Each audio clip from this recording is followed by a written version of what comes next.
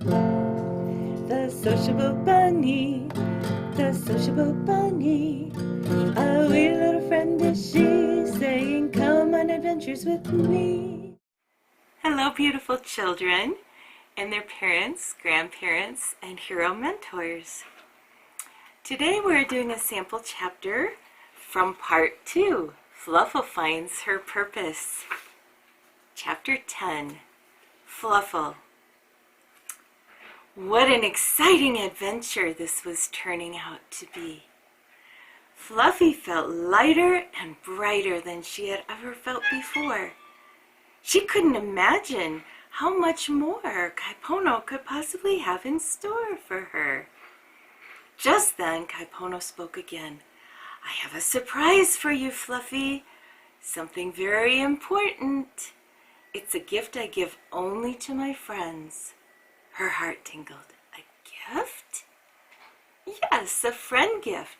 If you would receive it, I would like to give you... He paused. What? What? His voice was deep and majestic. A new name. A name? That's it? What's so special about a name? The king looked up to the sky and then down at Fluffy. A name is epic. It tells you who you are. Never again will you wonder why you were born into the lush land of Lakana. Then I would love a new name. Come, stand before me and let me bestow it upon you. Mama watched proudly as the sociable bunny bowed before the king, and he placed his heavy golden paw upon her tiny white head. From this day forward, Fluffle is your name. Fluffy is what you are on the outside, but on the inside, where it really counts, your fluff is now full of love and light. And so you are Fluffle. Fluffle.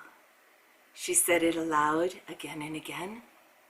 Fluffle, Fluffle, Fluffle. It felt good on her tongue. Almost the same, yet very different. The king spoke again. Your heart now shines bright with the love and light from the roar of King Kaipono. And now that your heart is full, you have a very important purpose in the lush land of Lakana. I do? Yes. Your heart of gold that's full and bright can bring courage and love and light to every bunny you meet. You can help heal hurting hearts. Fluffle felt different. She now had a purpose. It felt good, very good. And she began to dance, a funny bunny dance. And Kaipono danced with her until they grew dizzy and fell down, laughing. Fluffle wonders about your world. Do you know the meaning of your name? Does it fit you well? Challenge. Think about how you might help bring courage and love and light into your world. Our character concept for this step is being full of love.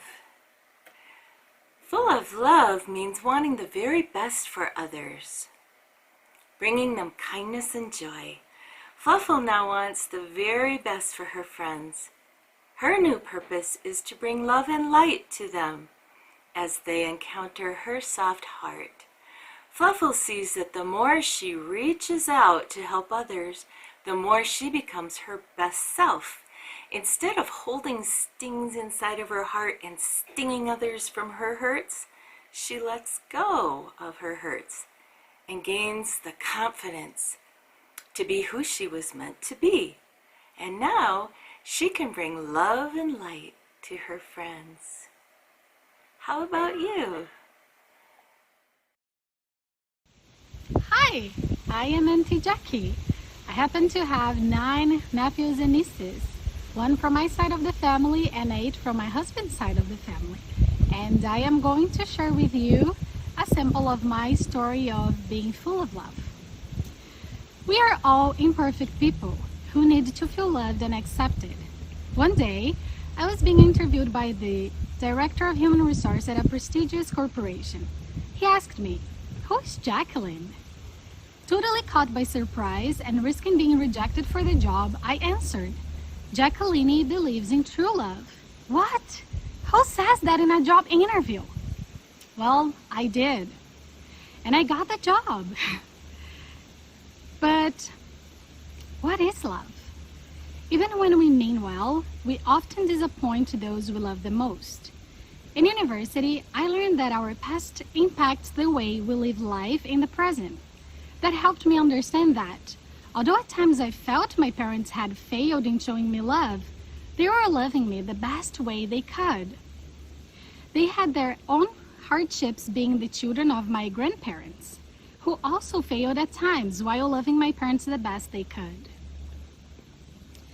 It took me longer to learn that true love involves simply loving the other person for the sake of love, without expecting anything in return. Love, more than a word, it's a verb that demands action. Then, before I got married, Mom said, "Love your spouse when he least deserves, because that's when he's going to need it most." I wondered if I could ever apply such a selfless way of loving. Then I experienced what she meant. A colleague hurt me, and because I chose to keep a record of the wrongs she had done, I was not able to forgive her. I ended up hurting her back instead of loving her at a time when she needed most. Knowing what I needed to do, I invited her for a coffee, and she asked her to forgive me for not being as loving as I should have been. She was totally surprised, and with tears streaming down her face, she asked, "Why are you being so nice at me, Jackie?" "I don't deserve it." I answered, "Everyone deserves to be loved." That's when she opened up about how badly the world had treated her.